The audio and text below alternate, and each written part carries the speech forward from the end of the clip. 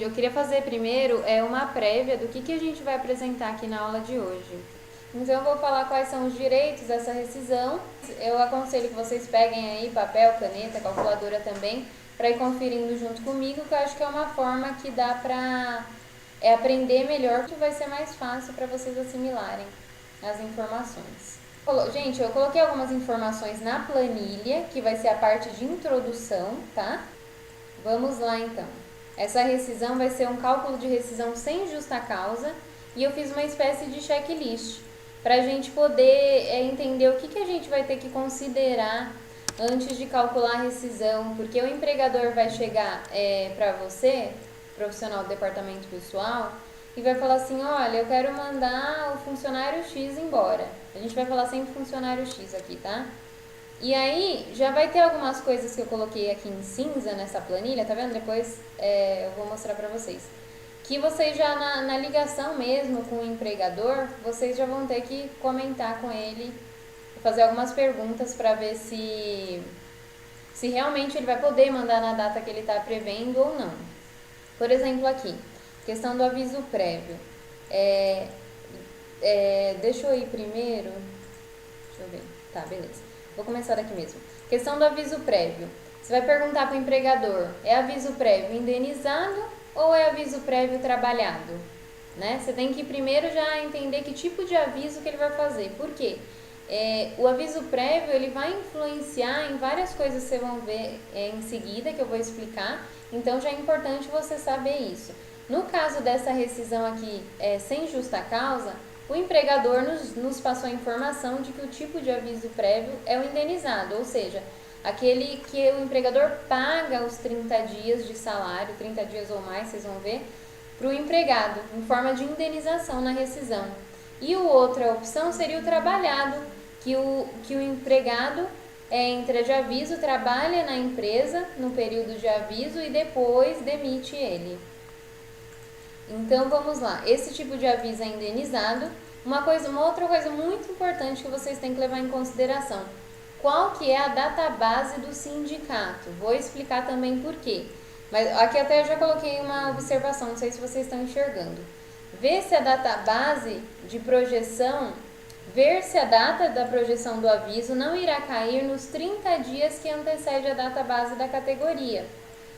Eu não sei se vocês, tem muita gente que é iniciante do departamento pessoal, se já ouviu falar sobre projeção do aviso prévio. Porque é assim, gente, se o empregado trabalha até um ano, ele só tem direito a 30 dias de aviso prévio. Ou menos, até um ano ou menos de... na verdade, menos de um ano, ele só tem direito a 30 dias de aviso prévio. Agora, se ele tiver mais de um ano, aí o aviso prévio dele vai aumentando a cada ano. E a cada ano aumenta 3 dias por ano trabalhado. Então, nesse caso, é importante saber a database do sindicato, que é onde o empregado recebe o dissídio, né? Onde é reajustado o salário dele. Você saber a database para fazer o cálculo dessa projeção do aviso, para ver se não vai cair nos 30 dias que antecede a database. Eu vou explicar mais à frente sobre isso aqui e vocês vão entender, tá? Eu só estou passando o que deve ser levado em consideração para o cálculo dessa rescisão. Estabilidade, gente, muito importante ver se o funcionário possui estabilidade, seja de licença maternidade, seja de auxílio doença, de suspensão ou redução de contrato nos termos agora da medida provisória 936, que a gente tem falado, tem alguns vídeos no nosso canal que a gente tem falado sobre isso, seja estabilidade de férias, que não é prevista na CLT, mas tem algumas convenções coletivas que estipulam estabilidade de férias para os empregados. Então, muito importante antes de calcular a rescisão, ver se o empregado está no período de estabilidade. Outra coisa, analisar que tipo de contrato que é o contrato desse empregado que a empresa firmou com ele. Se é um contrato a termo, tem alguns vídeos que aqui a gente fala sobre isso. Um dos tipos de contrato a termo é o contrato de experiência. Então, precisa analisar o contrato dele. Nesse caso aqui eu coloquei que não é um contrato a termo. Porque se for um contrato a termo, vai ter que verificar a questão da cláusula assecuratória, se é com ou sem essa cláusula, que vai influenciar também nos cálculos da rescisão. Então, nessa simulação, não é contrato a termo, é um contrato por prazo indeterminado que esse funcionário que a gente vai calcular a rescisão tem. Período de experiência. Gente, precisa observar na hora de fazer a rescisão se o empregado está em período de experiência, tá? Muito importante isso, porque se for uma rescisão antecipada do contrato de experiência, tem algumas coisas que devem ser consideradas, tem multa. Se for término do contrato de experiência, algumas coisas também que o empregador não vai ter que pagar em relação ao fundo de garantia. Então, é muito importante ver se é um término antecipado de contrato de experiência, se tiver no período de experiência, se é uma rescisão automática, só um término normal, dentro do prazo do contrato de experiência. Nesse nosso caso aqui, o empregado não está em período de experiência, tanto é que essa simulação de rescisão é de mais de 1 ano de contrato de trabalho, tá? Se vocês tiverem dúvida, pode digitar aí no chat e depois eu vou olhar e a gente vai respondendo no final da live, porque senão é ruim a gente ficar parando aqui para responder, até para não perder a linha de raciocínio, tá, gente? Outra informação muito importante, quando você está lá no telefone com o empregador, aí ele quer mandar o funcionário embora. Tayane, eu quero que você mande o funcionário embora a partir de hoje, dia 13 de agosto.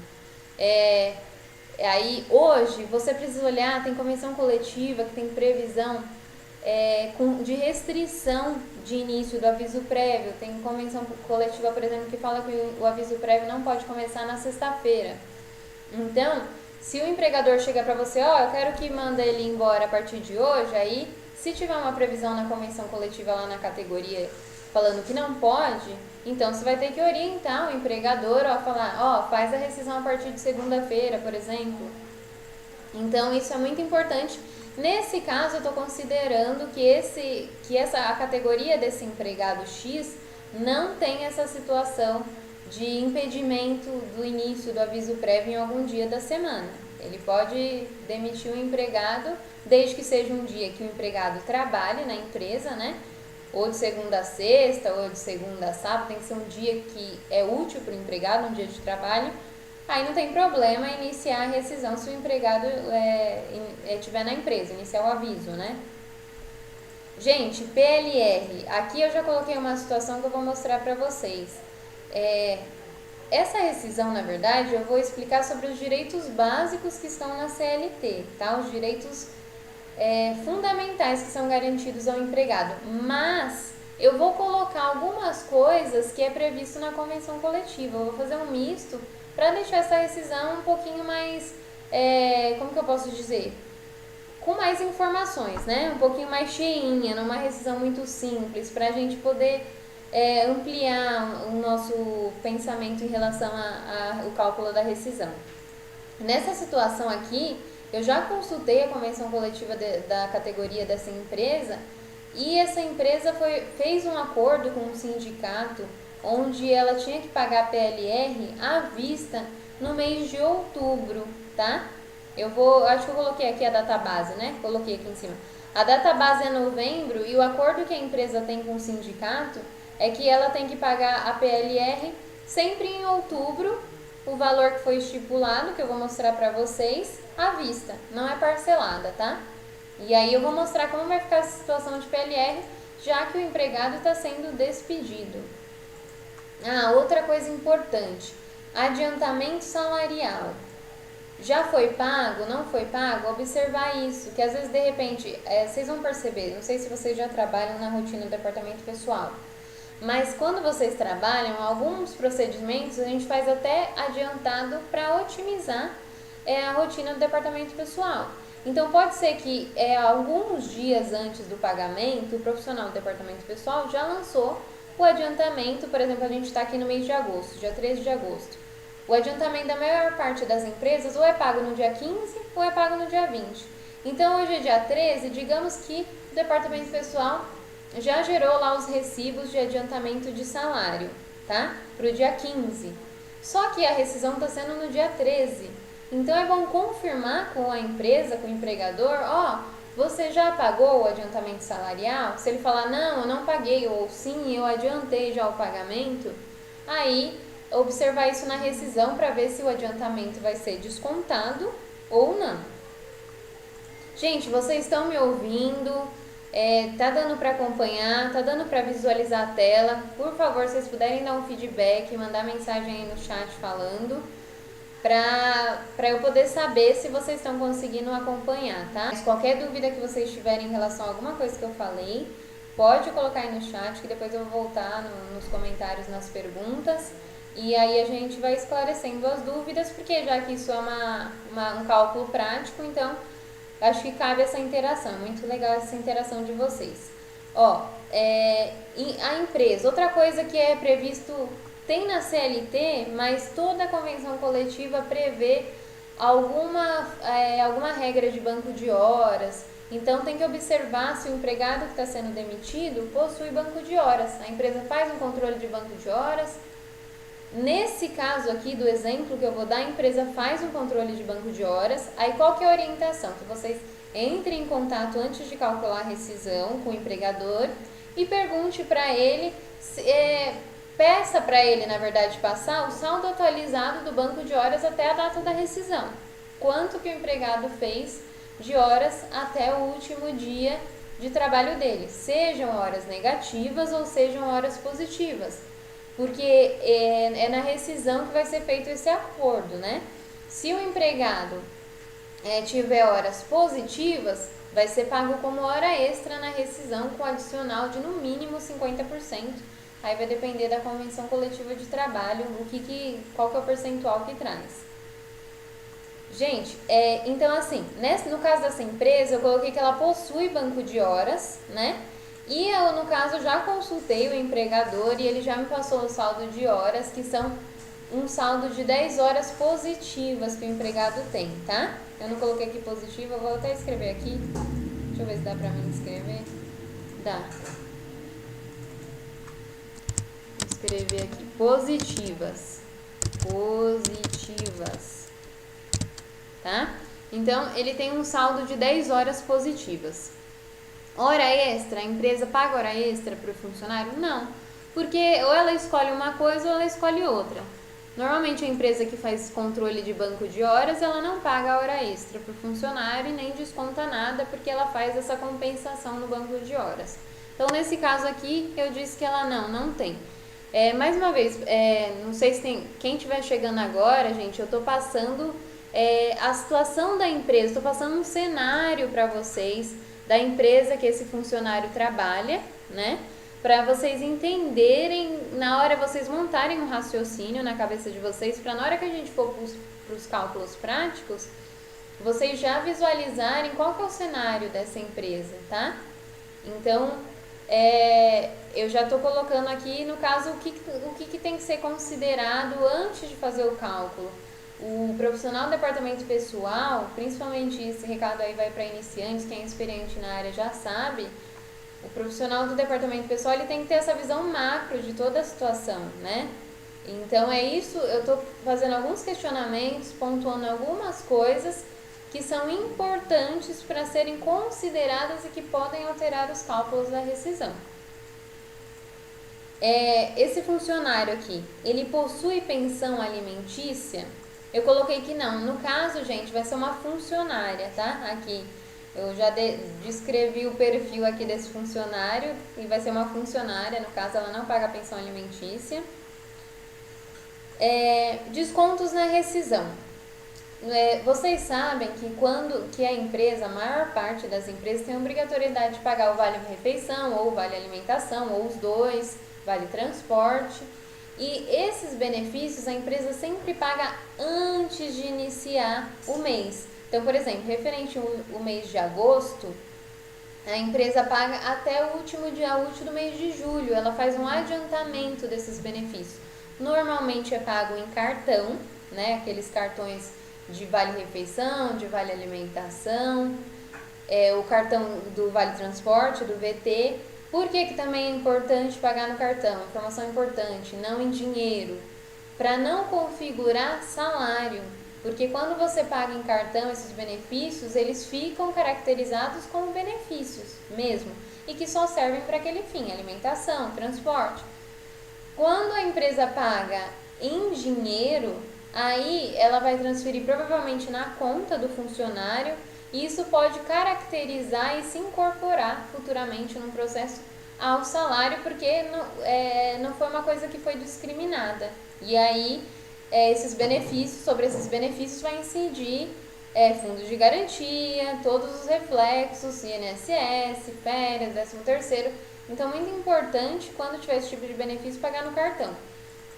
Por que eu coloquei aqui descontos na rescisão? Porque, voltando, né, ao raciocínio, a gente está no dia 13 de agosto, a empresa provavelmente já adiantou vale alimentação, vale refeição, vale transporte para o empregado. Aí você vai consultar o empregador e falar assim, olha, você vai querer descontar do funcionário, que pode na rescisão, lógico, avisando o funcionário, descontar o valor referente ao que foi adiantado, de vale refeição, vale transporte, porque ele só tem obrigatoriedade de pagamento quando o empregado está trabalhando. Se o empregado não vai estar mais trabalhando, não faz sentido o recebimento daqueles benefícios.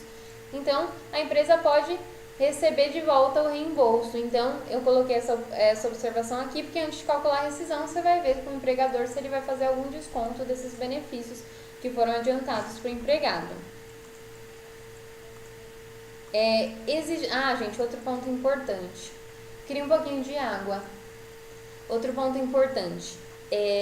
Depois da reforma trabalhista, antes era bem clara a questão das homologações, né? Tinha que fazer no sindicato ou no Ministério do Trabalho, ponto final. Tinha até questão, gente, não sei se deve ter gente aí que tá mais antigo no DP, deve lembrar do Homolognet, que a gente mandava a rescisão para o Homolognet, aí o Ministério do Trabalho conseguia acessar os dados da rescisão e homologava. Só que depois da reforma trabalhista, aí foi excluída a cláusula que falava da obrigatoriedade da homologação e, ao mesmo tempo, a legislação deu poder para os sindicatos decidirem. Eles têm autonomia sobre as decisões que eles vão tomar em relação àquela categoria. E tem sindicato que ainda que dispõe lá na convenção coletiva a obrigatoriedade da homologação. Então é importante também, na hora que for calcular a rescisão, observar se aquela categoria exige a homologação no sindicato, né? Se exigir, aqui eu coloquei que a nossa categoria que eu vou fazer o cálculo dessa empresa não exige, mas se exigir, vai ter que, depois de fazer a rescisão, preparar a documentação para levar no sindicato. Outras disposições, gente. Como eu disse, aqui eu vou passar... como que eu posso falar? O básico, né? Os direitos básicos dos empregados. Mas, sempre quando você vai fazer uma rescisão, é muito importante você observar a Convenção Coletiva de Trabalho. Porque tem cláusulas muito específicas para caso de rescisão, tem cláusulas específicas para funcionários com mais de 45 anos, tem cláusulas específicas de estabilidade, por exemplo, estabilidade de férias. Então, sempre dá uma revisada na Convenção Coletiva de Trabalho, principalmente você, departamento pessoal, provavelmente vai lidar ou já lida com várias categorias e cada categoria exige coisas diferentes, particulares, de acordo com as necessidades daquela categoria, né? Uma empresa de serviços tem uma necessidade X, uma empresa de comércio, uma indústria, uma empresa de ambiente insalubre, uma empresa do pessoal que faz limpeza e conservação de prédio tem outras exigências, porque aí mexe com segurança do empregado. Então tem uma série de coisas e a convenção coletiva ela traz essas particularidades para a categoria. Então, muito importante, além do que eu estou falando aqui, sempre quando for calcular uma rescisão, observar a Convenção Coletiva de Trabalho. Deixa eu beber um pouco d'água.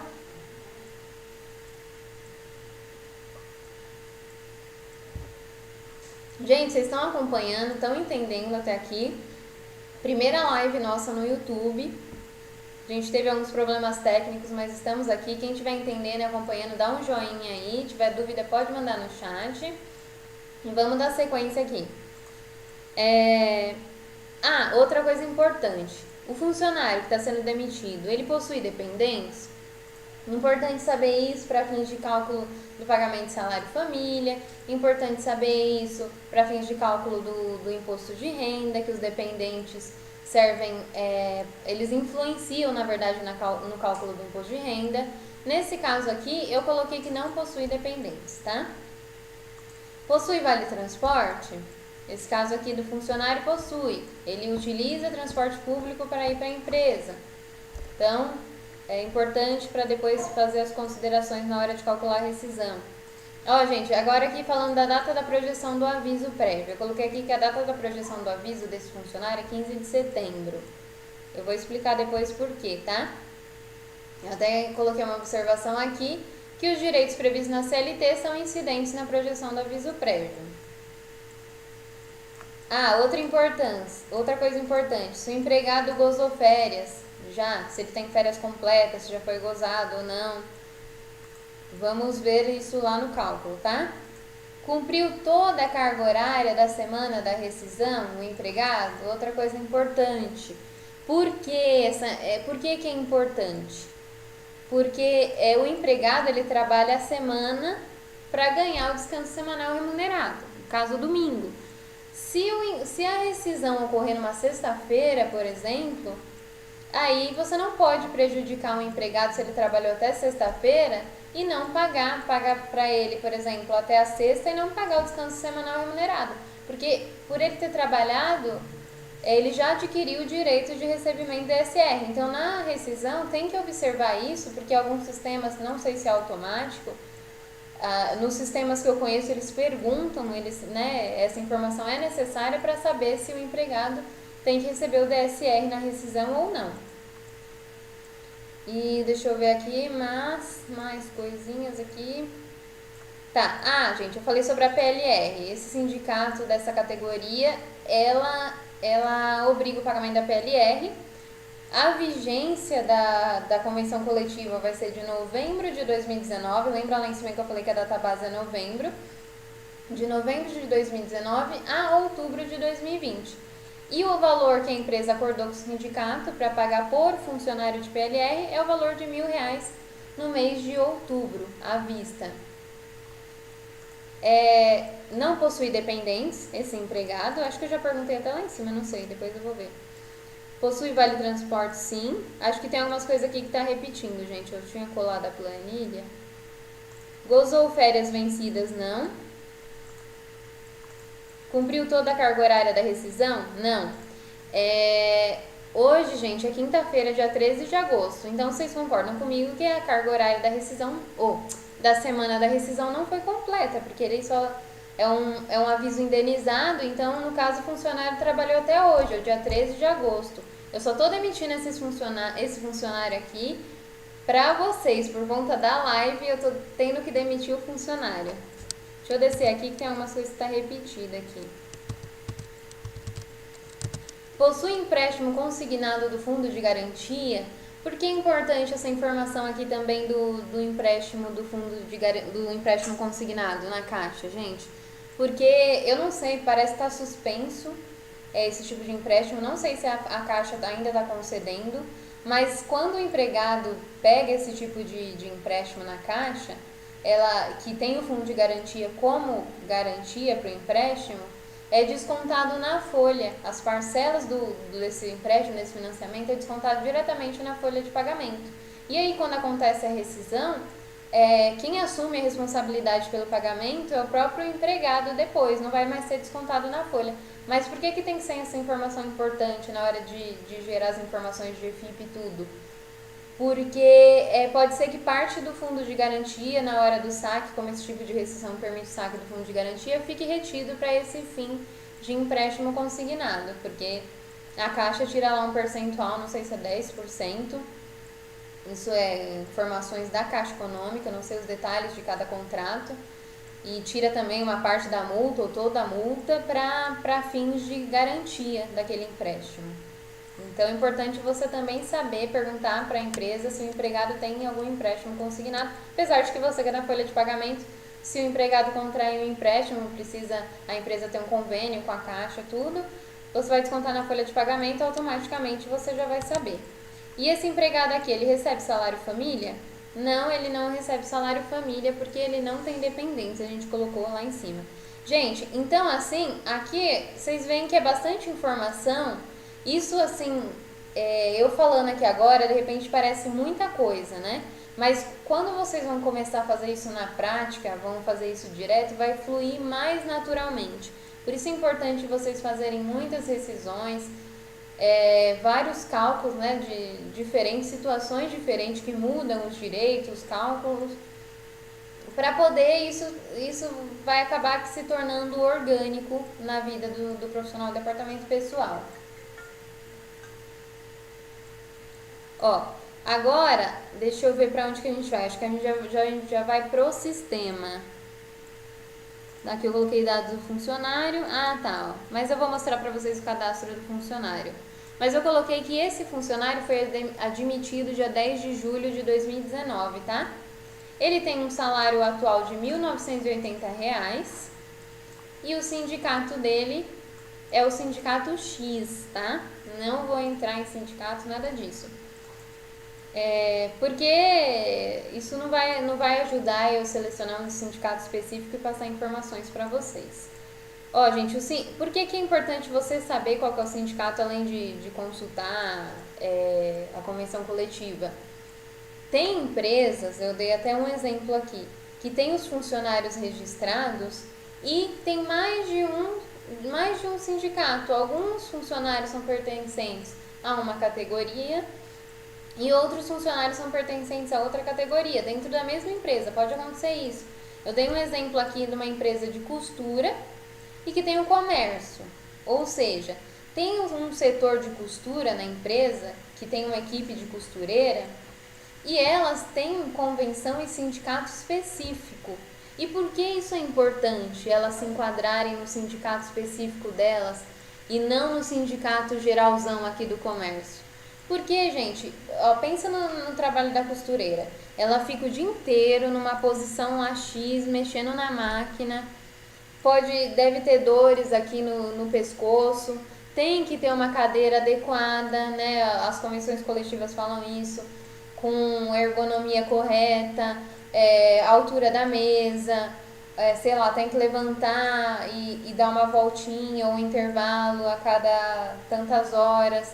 Então, tem um tratamento muito diferenciado para essa categoria. Não dá, por mais que a empresa é um comércio, ela comercializa o que as costureiras produzem. Só que se você for enquadrar as costureiras no sindicato do comércio, você não vai atender as necessidades delas, que são bem específicas em relação ao pessoal que trabalha com a parte de vendas. Então é importante você, às vezes, né, no vício, quando for calcular a rescisão, acha que é tudo o mesmo sindicato. Não. Vamos ver se esse funcionário ele realmente pertence, a qual sindicato ele pertence, até para não calcular coisas erradas ou esquecer dos direitos do empregado, tá bom? Ó, gente, eu vou mostrar pra vocês, eu vou mostrar aqui o cadastro do funcionário pra vocês, o funcionário X.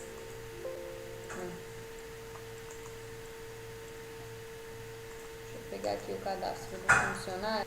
Gente, esse é o funcionário, a funcionária, né, que eu falei que era uma funcionária. Olha que bonitinha que ela é, simpática, né? Gente, aqui na verdade eu queria só mostrar umas informações do cadastro desse funcionário. Vocês estão vendo o cursor, né, do meu mouse? O salário dela é 1.980. Informação importante antes de calcular a rescisão. Ela recebeu todos os reajustes salariais no dissídio. E eu vou mostrar para vocês daqui a pouco. Ó, essa funcionária foi admitida dia 10 de julho de 2019, tá? Ela completou 1 ano e um pouquinho aí de empresa. A data base do sindicato desse funcionário é em novembro. A data base do funcionário é em novembro. Então ela entrou na empresa dia 10 de julho de 2019 com um salário de R$ 1.800 e em novembro de 2019 ela teve um reajuste salarial por conta do dissídio e foi para 1.980 o salário dela. É importante, quando for fazer a rescisão do funcionário, ver se ele recebeu todos os reajustes, né, todos os percentuais de dissídio da categoria, para não ter nenhum problema de passivo trabalhista depois. O funcionário ir querer falar, meu salário nunca foi reajustado, porque parece um absurdo que eu tô falando, mas eu já vi casos de funcionário que trabalha há anos na empresa e tem aumento a cada 3 anos, tem uns que nem aumento não tem. Então, é importante observar isso. Lógico que se é você que vai estar calculando a rescisão desse funcionário, você vai olhar com todo carinho, com todo cuidado, imagina que é você que poderia estar recebendo o valor dessa rescisão, o funcionário não vai ter trabalho, Deus sabe quando ele vai arrumar outro, então vamos garantir que ele não seja prejudicado, né, gente? Então, gente, o que eu queria dizer aqui foi admitido, ó, se vocês puderem anotar aí, dia 10 de julho de 2019, o valor do salário do empregado atual é 1.980, e aí aqui tem umas especificações dele, tá? Ele trabalha na empresa. Ah, gente, importante, essa empresa que eu tô fazendo o cálculo é uma empresa optante pelo Simples Nacional, muito importante isso. Se for uma empresa normal, do presumido, real, vai mudar algumas coisas no cálculo, né? Algumas verbas não, no caso não os direitos em si, mas para a empresa muda questão de INSS, muda alguns encargos relativos a terceiros. Isso a gente pode fazer de repente numa outra live, numa outra aula, tá? Mas é importante você saber qual que é o regime tributário daquela empresa antes de calcular a rescisão também. Ele é um funcionário de categoria mensalista e recebe por mês. O vínculo empregatício, ele é seletista, tá? Então, acho que essas informações do contrato. E a data da demissão do empregado vai ser na data de hoje, 13 de agosto de 2020. Fechar aqui a tela do empregado. Ó, gente, os direitos que a gente tem que saber para toda a rescisão de regra geral. Então, a gente vai ver se o empregado está recebendo todos esses direitos. Se a gente não está deixando de pagar nada para eles, tá? Saldo de salário, aviso prévio, 13º salário, se tem férias vencidas, se tem férias proporcionais, o adicional de férias de 1/3, o fundo do mês anterior foi depositado, aliás, não só do anterior, né? Todos os fundos de garantia.